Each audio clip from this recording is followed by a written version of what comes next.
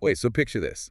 Season 34 of Dancing with the Stars, the biggest buzz wasn't about the scores. It was all about this one empty seat in the audience, like powerfully Well, empty. talking about Zac Efron's seat. Exactly. Hmm. The relentless week after week question, Mm-hmm. would Zac show up for his brother Dylan? Mm-hmm. And the pressure really cranked up for dedication night, that super emotional one. Right. Everyone thought this is the night. And when that A-list chair stayed empty, whoosh, the online reaction was, well, it was fierce. Fierce is putting it mildly. People actually said they felt, and this is a direct quote, robbed at gunpoint. Wow. I mean, that level of emotional investment, usually that's saved for, like, the winner reveal. Totally. It just shows how much that particular family story, their dynamic, it completely took over the whole season's narrative. Yeah, it really did. Welcome to Starscope Report. Join us as we break down Hollywood drama, music industry shakeups, and influencer scandals. From red carpet surprises to viral TikTok controversies, we dive into the stories behind the headlines. And today, we are diving deep into all those reports about Zac Efron's absence. An absence so noticeable, the press literally called it the elephant in the ballroom. That phrase was everywhere. So was it a real family snub? Was Zac Efron actually, too big of a star to support his brother? Or was something else going on? Well, we've gone through all the source material, the reports, the timelines, and we're going to lay out the logistical reality, the truth about an A-lister schedule that basically made showing up impossible. And also how the family really cleverly turned that whole snub idea into this, like, huge emotional win. It was kind of a masterclass, actually. It really was. Let's unpack this media storm first, though, because like you said, it wasn't about Dylan's footwork, was it? No, not at all. It was always about the famous older brother. Right. From the second Dylan was announced for season 34, boom, the fan focus just snapped. It went from, can he dance? Straight to, when is Zac showing up? And that question just dominated everything for weeks. It became, well, the elephant that's been living in the DWTS ballroom, just like the sources said. And this wasn't just fans making things up. The Efron brothers themselves kind of fed into this, didn't they? Oh, yeah. They have this whole public image, like they're famously close. Dylan especially plays it up a lot online, joking about who's the favorite brother to their little half-sister, Olivia. Right, and DWTS loves that stuff. Family support, tears in the audience, all of it. It's part of the show's DNA. So when Zac doesn't appear, despite this whole famously close brand, well, people felt the contradiction. Yeah, it fell off to them. Social media just lit up. Was he really too big of a star? Was it just odd that he kept missing it? You could see the speculation growing each week. And the show's production, they definitely saw that buzz. Oh, for sure. They leaned into it. They absolutely used that will he or won't he thing to keep people watching Dylan's journey. It created this constant low-level drama, like a storyline simmering away. Until it boiled over. October 14th, 2025. Dedication night. The one night. The one night fans felt Zac absolutely positively had to be there. Rumors were flying about a surprise appearance. Anticipation was through the roof. And then, nothing. Empty seat, which led directly to that extreme robbed at gunpoint reaction. Yeah, and that forced their hand, the family, the show. They had to do damage control, like, immediately. Okay, so that brings us to the official explanation, the PR move. Right, the defense strategy. After all that heat, Dylan Efron basically stepped up to manage the fallout. He did interviews with places like Extra, E! News, the big outlets. Mm-hmm. And the really striking thing is how consistent his message was, like clinically consistent. The talking points, that sort of PR deflection we see all the time. Exactly that. When they asked him point blank about Zac, about the elephant, he used the exact same line over and over, just simple, professional, hey, he's doing his thing. He's doing his thing. Smooth, vague. Yeah. Keep the private stuff private, I guess. Totally. Deflects without really saying much or adding fuel to the fire. But, okay, isn't that the kind of celebrity talk that can sometimes backfire? Like, yeah. Sound a bit dismissive? Sure. Especially to fans who are super invested in that family story. That's a really good point. And that's why the next part of his statement was so crucial. Right. There was more to it. Yeah, that vague bit was always immediately followed by reassurance. Dylan kept insisting Zac was supporting me every day, just, from a distance. Okay, so softening the blow. Yeah. Keeping the close family narrative alive. Essential. Absolutely essential for the brand. But still, supporting me every day, that can sound a bit empty if you're not actually there. Yeah. Like, what proof did he offer? Something concrete to make Zac seem, human and involved. Well, he did give one really great specific detail, an anecdote that kind of shifted the whole feel of it. Okay. He elaborated a bit, confirmed Zac was traveling, genuinely unable to attend that specific night, dedication night. But crucially, he said Zac called him and said he wanted to be present. Okay, that's better, more personal. But here's the clincher detail. Dylan revealed that Zac specifically requested to be sent the tape as soon as the dance was over. Oh, okay, see, that works. Right. That little detail completely cuts through the whole aloof celebrity idea.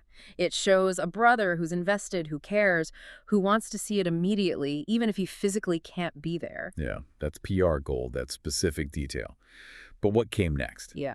That was the real strategic genius, I think. Agreed. Let's get into that, because this is where they didn't just explain the absence, they actively flipped it, turned it into a win. Yeah, the performance itself basically made Zac's not being there the emotional core of the whole routine. Exactly. The dedication night dance, officially, it was for his little sister, Olivia, right? 5 years old. Yep, that was the dedication. But the whole structure, the song choice, yeah, it was really an ode to Zac. totally transparently, too. Yes.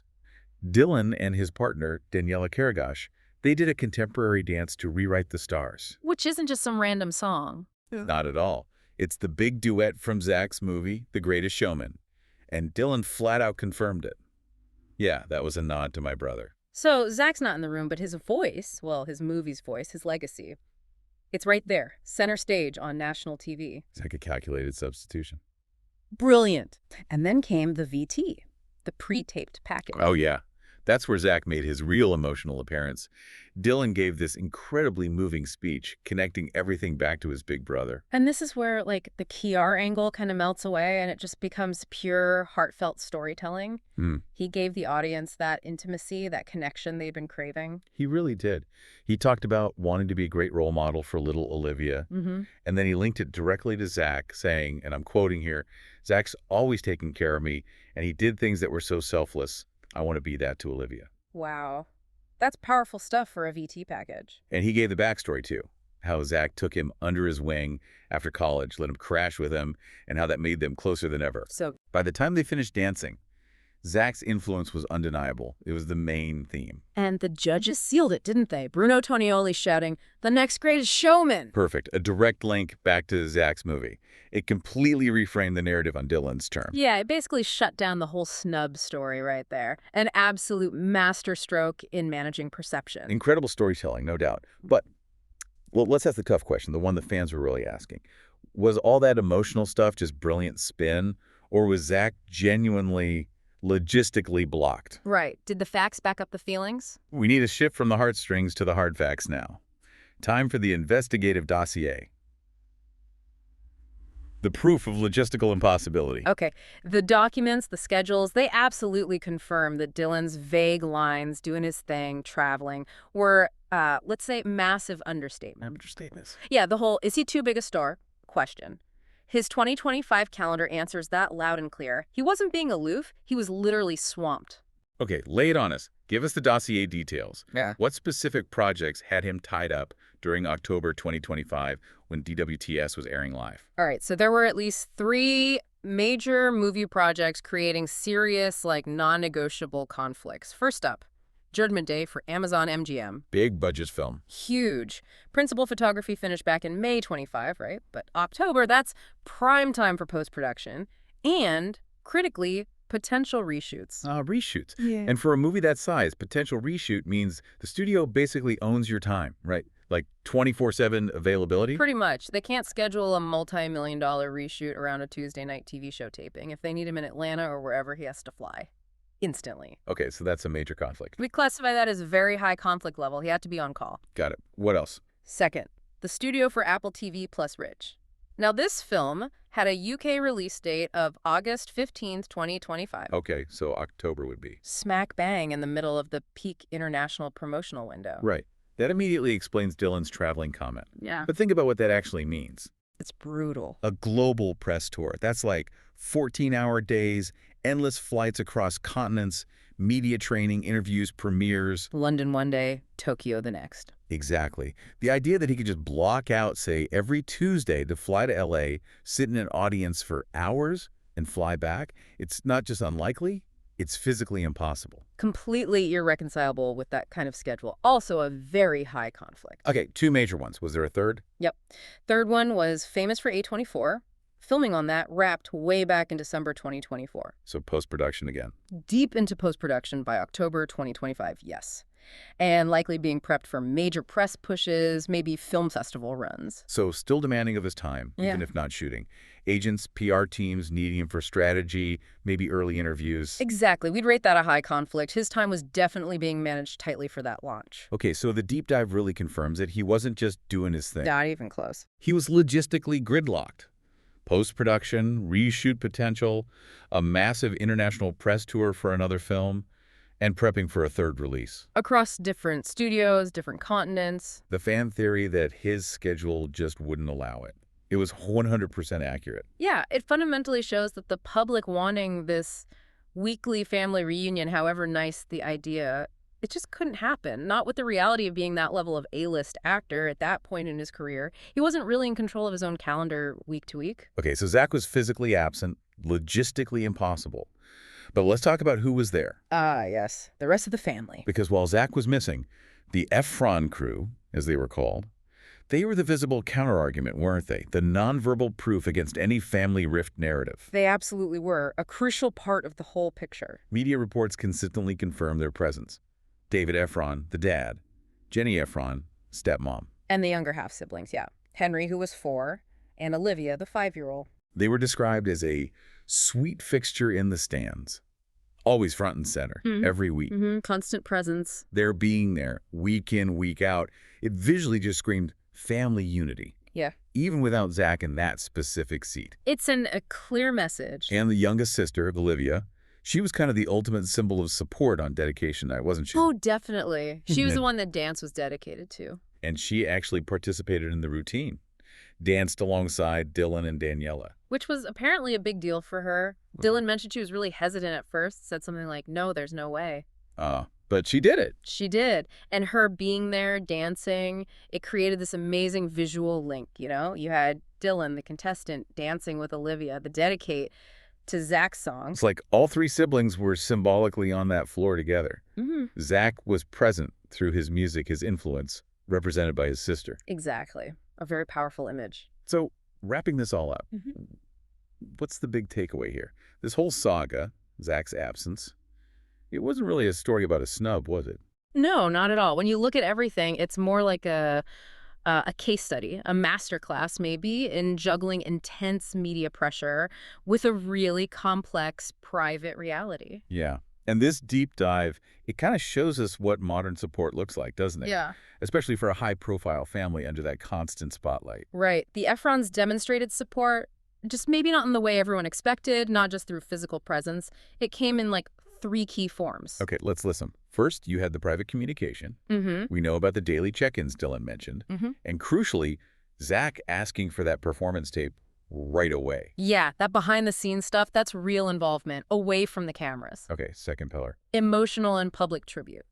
Dylan taking control of the narrative, defining Zac as his selfless role model, live on TV. He put Zac's legacy right at the heart of his own story that night. Very smart.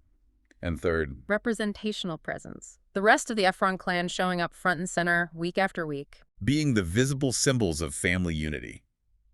Like proxies for the A-list brother who couldn't be there. Exactly. They held that space. So ultimately, this whole thing really highlights a big disconnect, doesn't it? Yeah, I think so. Between what the public often sees as the only acceptable proof of devotion, like you have to physically be there. Right, bums in seats. Yeah. And the actual complex, globetrotting logistical reality of supporting someone when you're at the absolute peak of an A-list career, those two things just often don't match up. It seems the truest support, maybe, often happens off camera, away from the ballroom floor. Zac Efron wasn't physically there, but his influence, his song, his legacy, they were arguably the reason Dylan nailed the emotional high point of his season and deflected all that negative press. Yeah, presence isn't just physical. You've been listening to Starscope Report, where we uncover the stories shaping Hollywood, music, and pop culture. Thanks for tuning in, and we'll catch you next time.